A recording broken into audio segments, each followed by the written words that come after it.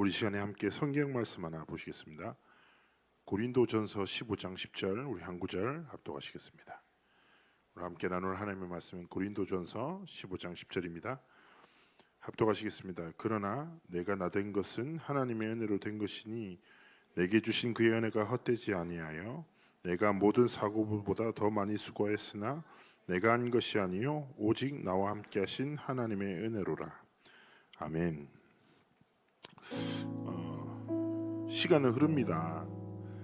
흘러간 시간들을 역사라고 하지요. 역사는 흐릅니다. 계속 흘러가요. 시간도 흐르고 국가의 역사도 문명과 또 문화도 다 흘러가요. 근데 이제 그 흘러가는 시간을, 역사를 무엇을 기준 삼아 보는가에 따라서 관점이 달라지는 거죠. 그러면 흘러간 시간들을 음악 기준으로 보는 건 음악사라고 하지요. 그리고 돈의 흐름을 따라 보는 걸 경제사라고도 합니다. 그리고 최근에 코로나 때 워낙 난리 났었을 때 기독교 백화점 갔더니 이런 게 있더라고요. 세계를 변화시킨 팬데믹의 역사, 전염병의 역사도 있더라고요. 근데 이제 중요한 것은, 우리가 역사를 보는 관점보다 훨씬 중요한 것은 내 인생의 역사를 무엇으로 기준 삼아 보는가, 무엇을 기준으로 해석하는 것 따라서 인생이 달라지는 거예요. 오늘은 인생 메시지에 대한 간단한 말씀과 함께 기도 제목을 발견하고자 합니다. 여러분은 여러분이 걸어온 길들, 살아온 삶들, 인생이 길건 짧건 10대도 있을 것이고 20대, 30대, 40대 있겠죠. 여러분은 여러분이 걸었던 길에 많은 이런저런 사건들이 있죠. 무엇으로 기준 삼고 보고 해석하고 있습니까? 굉장히 중요해요. 이게 정리가 안 되면 시간은 지냈는데 내가 거기 머물거든요.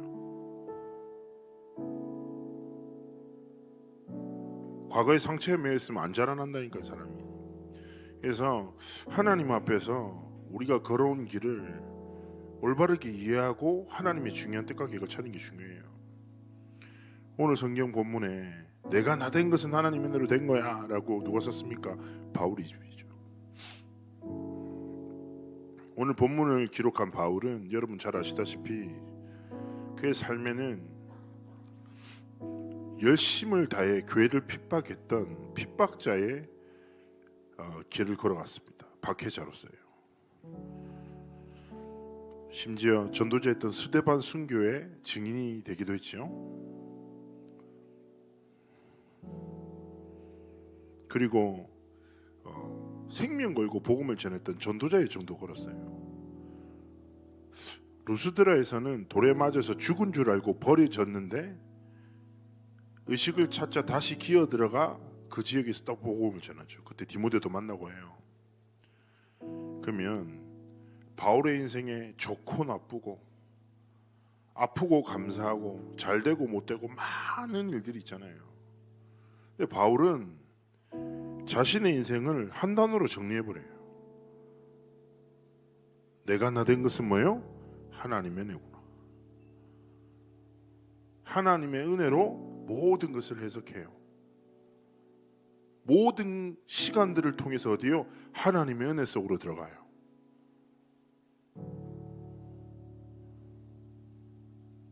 여러분, 우리의 삶에도 그런 시간이 필요해요.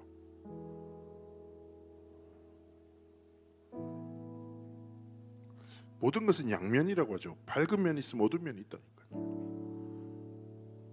여러분의 삶에 걸어 모든 여정 속에 말이 아니라 정말 하나님이 주신 은혜를 깨닫고 발견하고 그 속에 있는 하나님의 의미를 찾고 하나님을 누리기 원하시는 것이죠.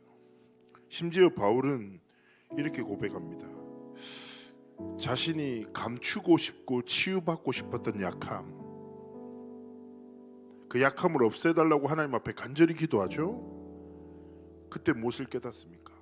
내 약함이 하나님의 은혜구나. 내 약한 데서 그리스도가 완전해지기 때문에, 내 약함으로 인해서 완전하신 그리스도를 바라보기에 내가 사람에게 숨기고 싶은 내 질병까지도 하나님의 은혜구나. 깨닫게 되는 거예요. 그래서 정말 오늘 하나님의 은혜를 통해서 우리의 인생의 의미를 발견하고 중요한 인생 메시지를 다 깨닫고 하나님 앞에서 첫 번째 우리의 길을 걸어가기 오는데, 첫 번째 뭐냐? 여러분, 이 단어를 진짜 믿어야 돼요. 하나님의 절대 주권. 하나님의 절대 주권. 하나님이 진짜 모든 것의 주권자 되시고 주관자가 되신다. 내가 여기에 대한 큰 질문했던 때가 있어요. 렘넌트 하나를 사역받아 해달라고 부탁받았는데 이 친구는 골육암에 걸린 초등학생이었어요. 너무 밝고 자기는 유재석 같은 개그맨이 돼서 세계복음하게 했던 렘넌트였습니다.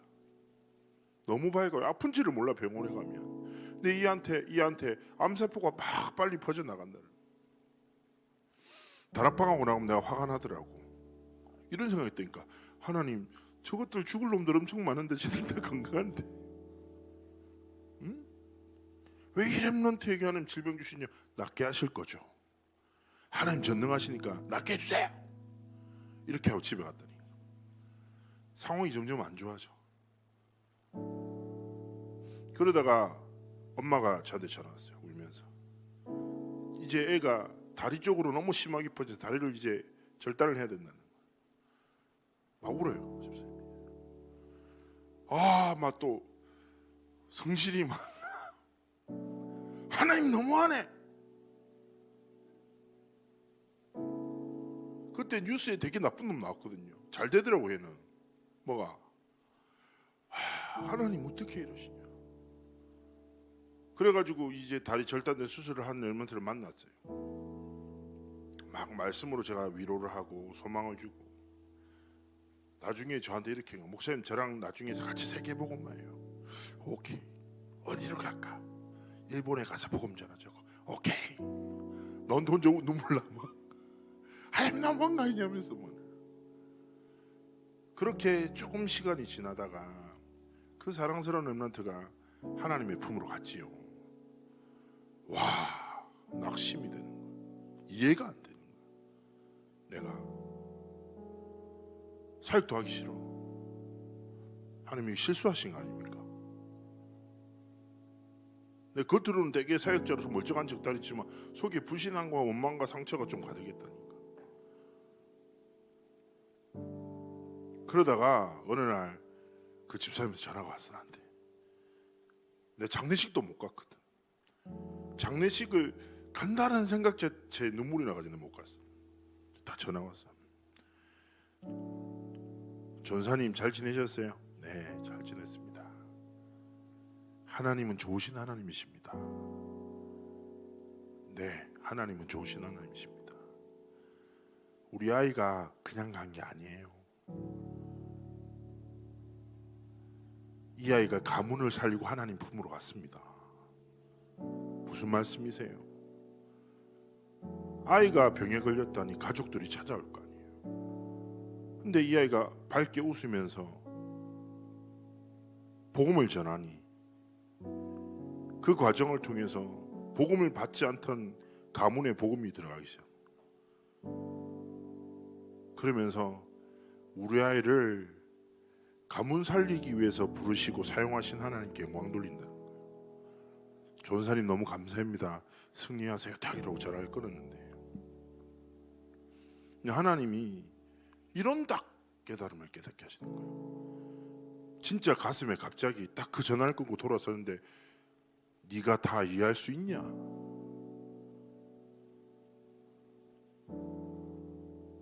믿음이라는 게 뭐예요? 신뢰하는 거거든요. 내가 그래서 고백했죠. 하나님, 전 다 이해할 수 없습니다. 그때 제가 고백했어요. 하나님, 이해할 수 없으나 선하신 하나님의 계획과 뜻을 신뢰하겠습니다. 믿음으로 걸어가겠습니다. 하나님은 좋으신 아버지십니다.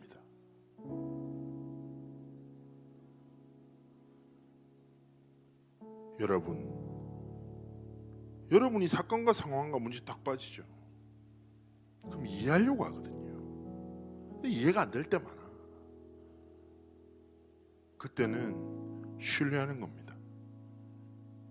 하나님은 성경에 이렇게 표현하시거든요. 최고 좋은 아빠이시자, 선하신 목자 되시자, 창조주시고 주권자시며 능력의 하나님이신데 사랑이 끝이 없대. 그 하나님을 신뢰하는 것.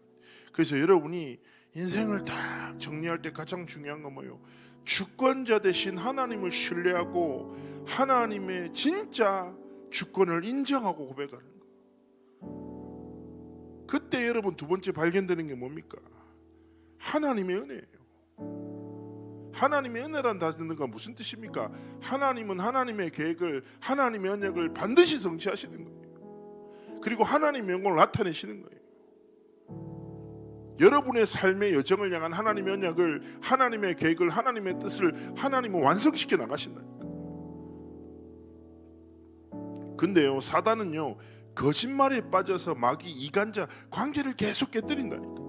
그래서 여러분은 여러분의 인생에 은혜라는 딱 중요한 복음 주신 하나님의 은혜, 복음이라는 관점으로 여러분의 이 삶을 향한 의미를 분명히 찾아야 됩니다. 여러분 잘 생각해 보세요.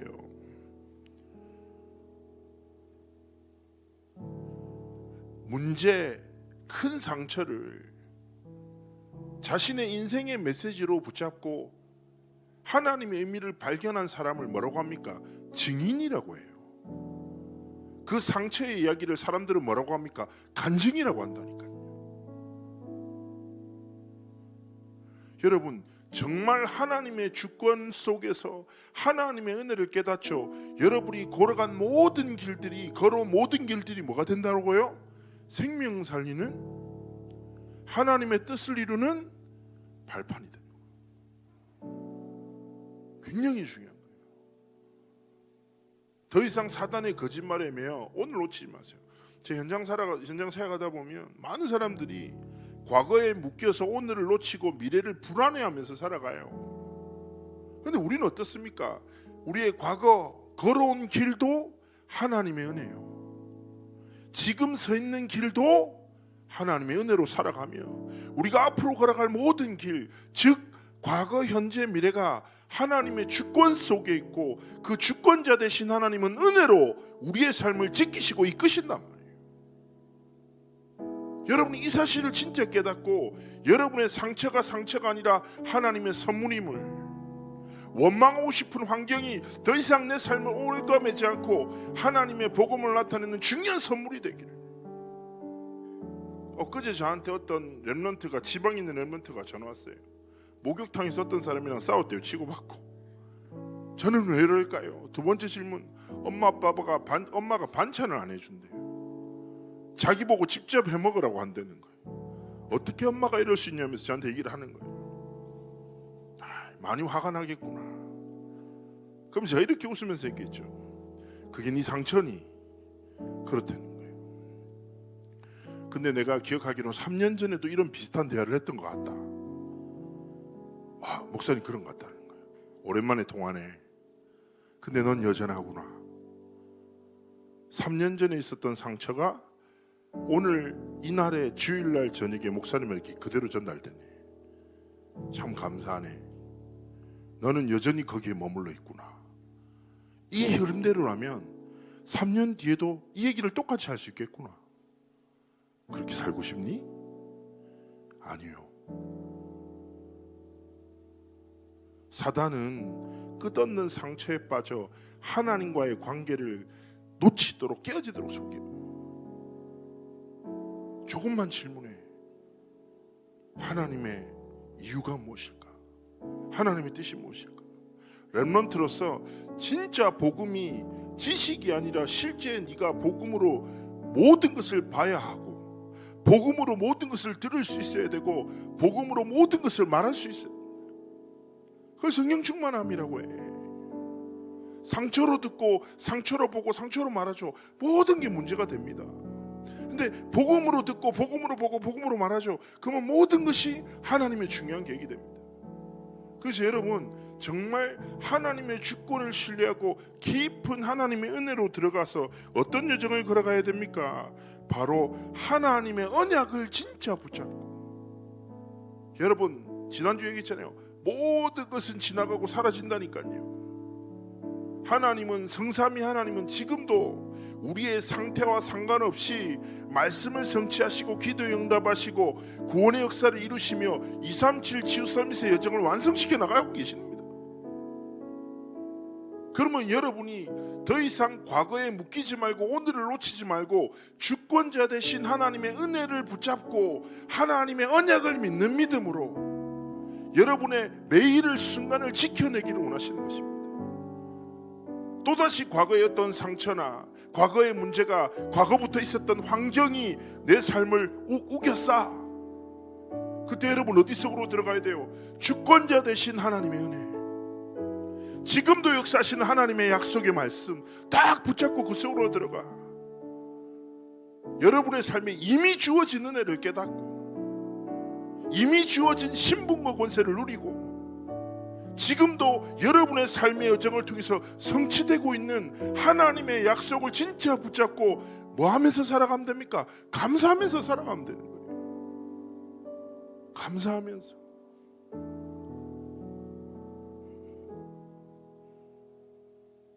여러분, 오늘도 우리가 예배 드리고 마치면 이제 삶의 현장으로 돌아가잖아요. 저는 이제 항상 이제 렘넌트들이랑 상담할 때 그런 얘기 많이 합니다. 예배는 좋은데 현실은 좀 두렵다는 애들이 있더라고요. 현실 중에 가장 답답한 게 자기 자신이래요. 내가 안 바뀐다는 거예요. 뭐 다 마찬가지죠. 그래서 제가 맨날 렘넌트한테 얘기합니다. 똑같이 한 얘기 있어요. 그리스도인의 강함은 잊지 않음이 아니다. 넘어지지 않음이 아니다. 우리는 반드시 잊어버릴 거야. 그리고 또다시 우리는 넘어질 거야. 그리스도인의 강함은 잊지 않음이 아니라 넘어지지 않음이 아니라 무릎 꿇음이야. 그렇습니다. 하나님, 저는 이렇게도 약하고 연약한 자입니다. 그런데 감사합니다. 하나님의 절대 주권이 내 삶을 지키고 이끄시고 하나님은 지금도 내게 은혜를 베푸시고 지금도 살아서 하나님의 언약을 성취하시니 내 삶이 그 흐름 속에 있음이 하나님께 감사합니다. 현실대로 생각대로가 아니라 하나님의 약속대로 하나님의 언약대로 내 인생이 이루어져 나가도록 여러분이 만들어 나가는 미래가 아니라 하나님이 성취해 나가실 미래를 진짜 꿈꾸고 하나님 앞에 살아가십시오. 마지막으로 성경 한 구절만 결론으로 말씀드립니다. 에베소서 2장 8절입니다. 너희는 그 은혜를 인하여 믿음으로 말미암아 구원을 받았으니 이것은 너에게서 난 것이 아니요 하나님의 선물이야. 은혜로 인하여 주시는 믿음은 구원의 방법이 될 뿐 아니라 여러분의 삶의 모든 방법이 되어야 됩니다. 어떻게 주권을 믿습니까? 어떻게 은혜 속으로 들어갑니까? 어떻게 하나님의 언약을 놓치지 않고 살아갈 수 있습니까? 여러분의 결단과 의지와 노력 아니에요.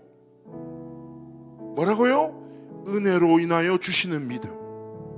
하나님, 내게 오늘 은혜를 주십시오. 어떤 은혜요? 하나님의 진짜 약속을 믿는 믿음, 하나님의 은혜를 진짜 구하는 믿음, 하나님의 주권을 신뢰하고 믿음으로 걸어갈 수 있는 참된 믿음을 내게 부어주옵소서. 여러분의 모든 삶의 여정에 은혜로 인하여 주시는 믿음이 충만하여 하나님의 절대 계획이 성취되고 수많은 사람들이 여러분의 삶을 통해서 하나님의 은혜를 보며 하나님의 언약이 성취되는 그 은혜와 축복이 있기를 주의 이름으로 축복합니다. 우리 잠시 한번 함께 기도할까요? 나의 나된 모든 것은 하나님의 은혜로 된 것입니다. 하나님의 주권과 하나님의 은혜와 하나님의 약속을 신뢰합니다. 하나님, 내게 은혜의 은혜를 부어 주옵소서. 우리 시간에 합심으로 하나님 앞에 기도드리기 원합니다. 기도합시다. 살아서 역사하신 하나님 감사합니다.